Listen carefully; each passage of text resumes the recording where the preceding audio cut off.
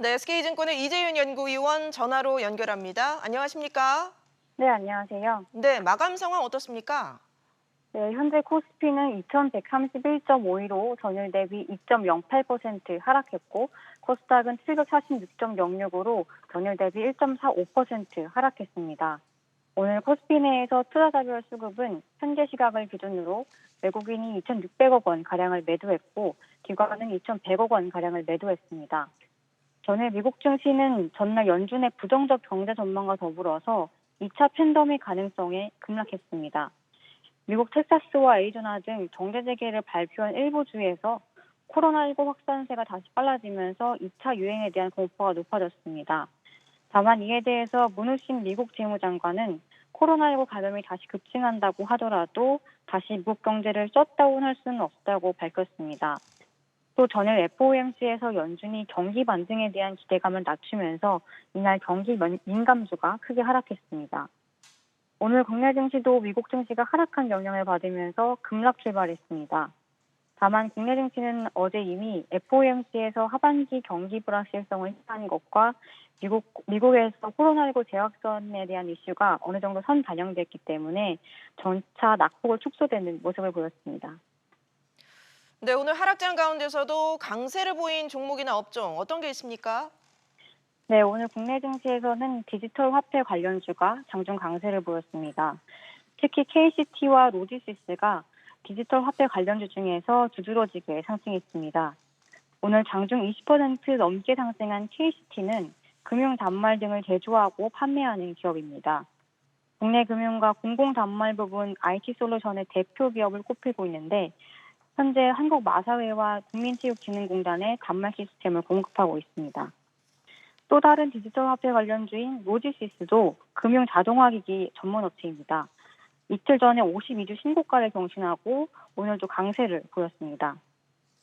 최근 한국은행이 디지털 화폐 도입에 대한 연구와 준비에 나선다고 알려지면서 디지털 화폐 관련주가 상승하고 있습니다. 지난 9일 한국은행은 중장기 발전 전략 BOK 2030을 공개하면서 4대 전략 목표와 16개 장단기 전략 과제를 제시했습니다. 이 과제 중에서 필요시 디지털 화폐 도입을 위한 준비 작업을 추진하고 블록체인과 AI 등 신기술을 연구에 활용할 방안을 모색하는 디지털 혁신실을 신설하겠다는 내용이 담겨 있습니다. 해당 소식에 코스닥 상장 기업인 KCT와 로지시스, 한네트 등 디지털 화폐 관련주들에 대한 관심이 높아졌습니다. 네, 다음 주에는 어떤 점에 주목을 해야 되는지 투자 전략 짚어주시죠. 네, 전에 미국 증시에서는 연준의 부정적 경제 전망과 코로나19 재확산 우려에 큰 폭의 조정이 있었습니다. 사실 2차 확산에 대한 우려가 갑자기 불거진 것은 아닌데 특히 미국에서 인종차별 항의 시위가 격화되면서 이런 우려가 더 커졌습니다. 그동안 각국 중앙은행들의 유동성 공급으로 증시가 단기간에 급등한 부담이 있었기 때문에 투자 심리가 더 급격히 위축된 것으로 보입니다.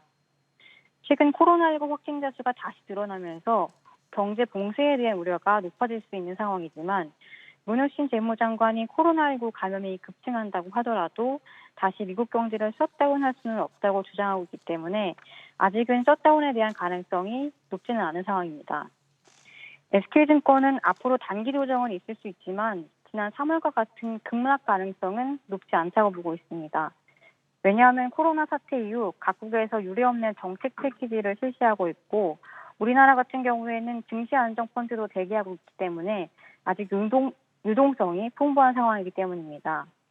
특히 이번 FOMC에서 제로금리를 2022년까지 유지하기로 결정하면서 빅테크 기업들을 중심으로 성장주에 대한 쏠림 현상이 더 가속화될 것으로 보입니다. 한편 최근 OECD 경제 전망 보고서를 보면 우리나라가 주요국 중에서 가장 높은 성장률을 기록할 것으로 전망되고 있습니다. 다만 외국인이 국내 증시에 다시 돌아올지 여부에 대해서는 환율이 중요한 변수로 작용할 것으로 보입니다. 원화 강세와 달러 약세가 외국인 투자자가 국내 증시로 돌아오기 좋은 조건입니다. 투자하실 때 환율을 주의 깊게 지켜보시면 좋을 것 같습니다. 네, 알겠습니다. 지금까지 SK증권 이재윤 연구위원 연결해서 마감 시황 살펴봤습니다.